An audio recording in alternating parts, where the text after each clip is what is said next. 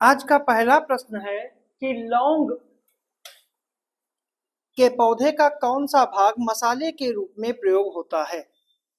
पत्तियां, स्टेम, फूलों की कलियां या फिर जड़ें? तो जो इसका सही जो आंसर है वो आपका है सी ऑप्शन, फूलों की कलियां। फूलों की कलियां, ठीक है, जो मसालों के रूप में उपयोग होती हैं।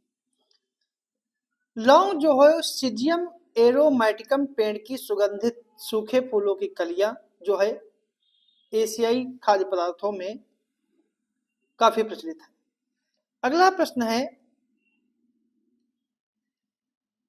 कि निम्नलिखित में से किस पौधे की प्रजाति में जाइलम वाहिकाएं नहीं होती हैं? गुलाब, पिनस, नेटम या फिर आम का पेड़? तो जो इसको सही जो आंसर है वो आपका है बी ऑप्शन। ठीक है, बी ऑप्शन का जो है वो सही है, क्योंकि पिनस जो है, ठीक है, पिनस जो है वो एक प्रकार का जिम्नोस्पर्म है, जिम्नोस्पर्म है, ठीक है। और जिम्नोस्पर्म में शारीरिक रूप से जाइलम वाहिकाओं की कमी होती है। नेटम इसका एक अपवाद है जो जो एक जिम्नोस्पर्म है, ठीक है। अगला प्रश्न है, निम्नलिखित कथनों पर विचार करें कि प्रकाश संश्लेषण की दर लाल प्रकाश में अधिकतम तथा बैंगनी प्रकाश में न्यूनतम होती है और कैक्टस का पौधा, ठीक है, कैक्टस का पौधा अपने रंध्रों के दिनों के समय खुला रखता है और रात के समय बंद रखता है। तो इसका कौन सा कथन जो है सही है? केवल एक, केवल दो, दोनों या फिर दोनों नहीं? जो इसका सही जो आंसर है वो आपका है ए ऑप्शन, केवल एक। पहला कथन सही है और दूसरा कथन जो है वो गलत है, क्योंकि स्थलीय पौधे वातावरण से CO2 लेते हैं जबकि जलीय पौधे पानी में घुली कार्बन डाइऑक्साइड का उपयोग करते हैं। प्रकाश संश्लेषण प्रकाश ऊर्जा को रासायनिक ऊर्जा में परिवर्तित करता है। क्लोरोफिल प्रकाश के बैंगनी, नीले और लाल रंगों को अवशोषित करता है। प्रकाश संश्लेषण की दर लाल प्रकाश में अधिकतम और बैंगनी प्रकाश में न्यूनतम होती है, इसलिए पहला कथन जो है सही है। कैक्टस का पौधा अपने रंध्रों को रात के समय खुला रखता है और दिन के समय बंद रखता है, इसलिए इसका दूसरा कथन जो है गलत है, इसलिए इसका ए ऑप्शन जो है सही। अगला प्रश्न है, निम्नलिखित में से कौन सा हार्मोन विकास अवरोधक नहीं है? डार्मिन, एब्सिसिक एसिड, एथिलीन या IAA? तो इसका सही जो आंसर है वो आपका है डी ऑप्शन, IAA। IAA यानी इंडोल एसिटिक एसिड एक पादप हार्मोन है जो विकास को बढ़ावा देता है, जबकि बाकी जो हैं, ठीक है, वो सारे जो हैं विकास के अवरोधक हैं। अगला प्रश्न है, भारत में फाइलेरिया किसके द्वारा फैलता है? मुस्का डोमेस्टिका, एनोफिलीज व्यंजन, क्यूलेक्स वसाजन या एडीज एजिप्टी? तो जिसका सही जो आंसर है वो आपका है सी ऑप्शन, क्यूलेक्स वसाजन। ठीक है, भारत के मुख्य भूमि में विचेरिया वैनक्राफ्टी सर्वव्यापी वेक्टर क्यूलेक्स वसाजन जो हैं वो उनके द्वारा फाइलेरिया जो है 99% फैलाया जाता है। अगला प्रश्न है, शरीर के किस अंग को एक प्रकार का ब्लड बैंक कहते हैं? हृदय, जिगर, प्लीहा या फेफड़ा? तो जिसका सही जो आंसर है वो आपका है सी ऑप्शन, प्लीहा। प्लीहा को हमारे शरीर का ब्लड बैंक कहा जाता है क्योंकि यह हेमोरेजिक शॉक की स्थिति में रक्त का भंडार रखता है और यह सबसे बड़ा लसीका अंग है जो हमारे शरीर के लिए एक आपातकालीन रक्त बैंक के रूप में कार्य करता है और रक्त प्रवाह से मलबे को हटाने में भी प्लीहा ही मदद करती है। अगला प्रश्न है, निम्नलिखित युग्मों पर विचार कीजिए। जंतु उनके उत्सर्जी अंग सिलियन ट्रेट ज्वाला कोशिकाओं के द्वारा, आर्थ्रोपोड्स मैलपीगियन नालिकाओं के द्वारा, मोलस्का मूत्र अंग के द्वारा, सपाट कीड़ा सामान्य शरीर के द्वारा। तो कौन सा कितने अंग कितने युग्म जो है सुमेलित हैं? केवल एक, केवल दो, केवल तीन या सभी चार? जो इसका सही जो आंसर है वो आपका है बी ऑप्शन, केवल दो। ठीक है, सीलियन ट्रेट्स जो होते हैं वो कोशिकाओं के द्वारा ही उत्सर्जी अंग माना जाता है। आर्थ्रोपोड्स का जो है वो मेल्पिगियन नलिकाओं के द्वारा होता है। मोलस्का का जो होता है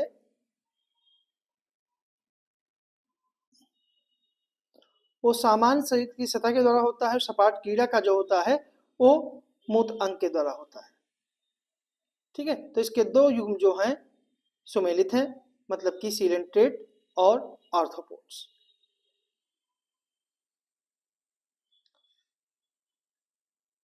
अगला प्रश्न है, हमारे फेफड़ों में गैसों का आदान प्रदान कहाँ होता है? एल्वेयोली, ब्रोंची, फुसफुस का आवरण या फिर ट्रेकिया? तो जो इसका सही जो आंसर है वो आपका है ए ऑप्शन, एल्वेयोली में जो है वो O2 और CO2 का आदान प्रदान होता है। गैस विनिमय के दौरान ऑक्सीजन फेफड़ों से रक्तधारा में जाती है और उसी में कार्बन डाइऑक्साइड रक्त से फेफड़ों में आती है। यह एल्वियोली और कोशिकाओं नामक छोटी रक्तवाहिकाओं से नेटवर्क के बीच में फेफड़ों में होता है और जो एल्वियोली के दीवारों पर स्थित होते हैं। तो इसका सही आंसर जो है वो ए ऑप्शन है। अगला प्रश्न है, केंद्रीय तंत्रिका तंत्र का कौन सा भाग प्रतिवर्ती क्रियाओं को नियंत्रित करता है? मेसेंसेफेलॉन, रोवेंसेफेलॉन, मेडुला ऑब्लिगेंटा, स्पाइनल कार्ड? जिसका सही जो आंसर है वो आपका है डी ऑप्शन, स्पाइनल कार्ड। रीढ़ की हड्डी जो है प्रतिवर्ती क्रियाओं को नियंत्रित करने वाला केंद्र है और प्रतिवर्ती क्रियाएं ऐसी क्रियाएं होती हैं जो एक उत्तेजना के जवाब में जल्दी से की जाती हैं। इस प्रकार की सोच को शामिल नहीं करती हैं, तो किसी भी प्रकार की सोच को शामिल नहीं करती हैं और इस प्रकार कह सकते हैं रीढ़ की हड्डी जो है वो रीढ़ की हड्डी जो है स्पाइनल कार्ड नियंत्रित करती है। ठीक है, तो सही आंसर जो है वो डी ऑप्शन है।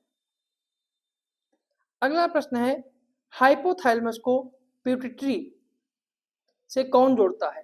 कार्पस कैलोसम, इन्फार्क्टबुलम, पूर्वकाल या सेरेबल प्रतिसंस्था? तो इसका सही जो आंसर है वो आपका है बी ऑप्शन, इन्फार्क्टबुलम। यह इसकी एक फनल के आकार की संरचना होती है और यह हाइपोथैलेमस और पोस्टीरियर पिट्यूटरी के बीच संबंध स्थापित करता है। अगला है विटामिन और उनके रासायनिक नाम कि vitamin B2 thiamine, vitamin C ascorbic acid, vitamin E tocopherol, vitamin K phylloquinone. तो कौन सा जो है सही सुमेलित है? कितने युग्म सही सुमेलित हैं? केवल एक, केवल दो, तीन या सभी चार? तो जो इसका सही जो आंसर है वो आपका है सी ऑप्शन। ठीक है, इसके तीन युग्म जो हैं वो सुमेलित हैं क्योंकि विटामिन B2 को राइबोफ्लेविन के नाम से जानते हैं। ठीक है, और विटामिन C को एस्कॉर्बिक एसिड के नाम से जानते हैं, विटामिन E को टोकोफेरॉल के नाम से जानते हैं और विटामिन K को फाइलोक्विनोन के नाम से जानते हैं। ठीक है, तो सही आंसर जो है वो आपका सी ऑप्शन है, मतलब कि तीन जो हैं सही सुमेलित है। अगला प्रश्न है, एक प्रोटीन में एक अमीनो एसिड अवशेष का औसत आणविक भार कितना होता है? 120 डाल्टन, 110 डाल्टन, 130 डाल्टन या फिर 140 डाल्टन? तो जो इसका सही जो आंसर है वो आपका है बी ऑप्शन। ठीक है, 110 डाल्टन। डाल्टन परमाणु द्रव्यमान इकाई का वैकल्पिक नाम है और किलो डाल्टन जो है 1000 डाल्टन के बराबर होता है। अगला प्रश्न है, उत्परिवर्तन सिद्धांत के संबंध में निम्नलिखित कथनों पर विचार करें कि सभी उत्परिवर्तन वंशानुगत होते हैं। एक ही प्रकार का उत्परिवर्तन एक प्रजाति के व्यक्तियों की संख्या में प्रकट हो सकता है और उत्परिवर्तन अचानक प्रकट होता है। केवल एक और दो, केवल दो और तीन, केवल एक और तीन या डी ऑप्शन 1, 2, 3? तो जिसका सही जो आंसर है वो आपका है डी ऑप्शन। इसके तीनों कथन जो हैं वो पूर्णतया सही है। अगला प्रश्न है, प्लांट टैक्सोनॉमी में सामान्यतया विशेषता के लिए सही उत्तर चुनें। मॉर्फोलॉजी, पैलिनोलॉजी, एनाटॉमी या फिर उपरोक्त सभी। तो जो इसका सही जो आंसर है वो आपका है डी ऑप्शन, ठीक है, उपरोक्त सभी।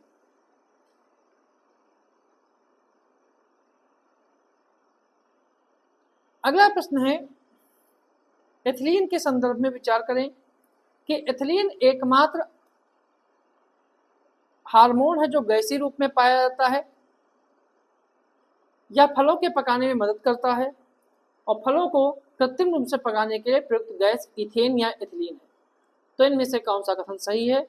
एक और दो, दो और तीन, केवल दो या फिर एक दो तीन। तो जो इसका सही जो आंसर है वो आपका है डी ऑप्शन, एक दो तीन, मतलब तीनों कथन जो हैं एथिलीन के बारे में सही है। अगला प्रश्न है, निम्नलिखित में से कौन सा केवल पादप कोशिकाओं में पाया जाता है? कोशिका द्रव्य, राइबोसोम, लवक या फिर माइटोकॉन्ड्रिया। तो जिसका सही जो आंसर है वो आपका है सी ऑप्शन, लवक। लवक केवल पादप कोशिकाओं में पाए जाते हैं। एक कोशिका द्रव्य के चारों ओर बिखरे होते हैं। ये आकार में मुख्य रूप से अंडाकार, गोलाकार, प्रस्थिनुमा होते हैं और ये तीन प्रकार के होते हैं, वर्णी लवक, अवर्णी लवक और हरित लवक, ठीक है। तो ये तीन प्रकार के लवक होते हैं। अगला प्रश्न है, निम्नलिखित में से कौन सा रोग विषाणु जनित नहीं है? खसरा, रेबीज, गलसुआ और टाइफाइड। तो इसका सही जो आंसर है वो आपका है डी ऑप्शन, टाइफाइड। खसरा, रेबीज, गलसुआ जो है वायरस जनित रोग है। केवल टाइफाइड जो है वो जीवाणु के द्वारा फैलता है। अगला प्रश्न है, मोजेक रोग किससे संबंधित है? तंबाकू, गेहूं, धान और चना। तो सही क्या है? तो इसका सही उत्तर जो है वो आपका है ए ऑप्शन, तंबाकू। मोजेक रोग जो है वो तंबाकू से संबंधित है, ठीक है। विषाणु से पौधे में अनेक प्रकार के रोग होते हैं। टोबैको मोजेक वायरस से तंबाकू की पत्तियों में मोजेक रोग होता है। अगला प्रश्न है, पौधे नाइट्रोजन को किस रूप में ग्रहण करते हैं?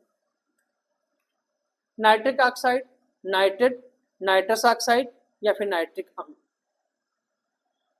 तो इसका सही जो आंसर है वो आपका है बी ऑप्शन, नाइट्रेट। नाइट्रेट जो है नाइट्रोजन का वह स्वरूप है जो पौधों की वृद्धि और विकास के लिए सर्वाधिक उपयोगी है। यह जल में आसानी से घुल जाता है और पौधे द्वारा ग्रहण की जाने वाली नाइट्रोजन का रूप जो है वो नाइट्रेट है। इसलिए सही आंसर इसका जो है वो बी ऑप्शन है। अगला प्रश्न है, निम्नलिखित में से किसे जैव उर्वरक के रूप में उपयोग नहीं किया जाता है?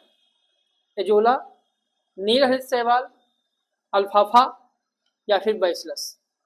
तो जो इसका सही जो आंसर है वो आपका है सी ऑप्शन, अल्फाफा। क्योंकि जैव उर्वरक को चार भागों में बांटा जा सकता है, नाइट्रोजन स्थिरीकरण वाले जैव उर्वरक, फास्फोरस घुलाने वाले जैव उर्वरक, कंपोस्टिंग एक्सीलरेटर वाले जैव उर्वरक और पौधों में वृद्धि को प्रोत्साहित करने वाले राइजोबैक्टीरिया। एजोला और नील हरित शैवाल जो है वो नाइट्रोजन स्थिरीकरण वाले जीव उर्वरक हैं। बैसिलस जो है वो फास्फोरस घुलाने वाला एक जैव उर्वरक है, जबकि अल्फाफा जो है वो एक प्रकार का फलीदार पौधा है। अगला प्रश्न है, एक वयस्क पुरुष शरीर में जल की मात्रा कितनी होती है? जल की मात्रा कितनी होती है? ऑप्शन है 60 से 65%, 50 से 60%, 55 से 60% या 75%। तो इसका सही जो आंसर है वो आपका है ए ऑप्शन, 60 से 65%। मानव शरीर का अधिकतम भाग जो है वो जल से बना होता है। इसकी मात्रा 60 से 70% होती है।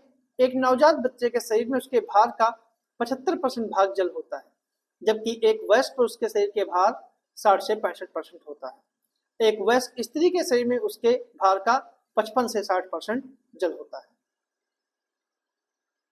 अगला प्रश्न है, निम्नलिखित तत्वों में मानव शरीर में किस तत्व का प्रतिशत सबसे कम होता है? कैल्शियम, हाइड्रोजन, फास्फोरस और कार्बन। तो इसका सही जो आंसर है वो आपका है सी ऑप्शन, फास्फोरस।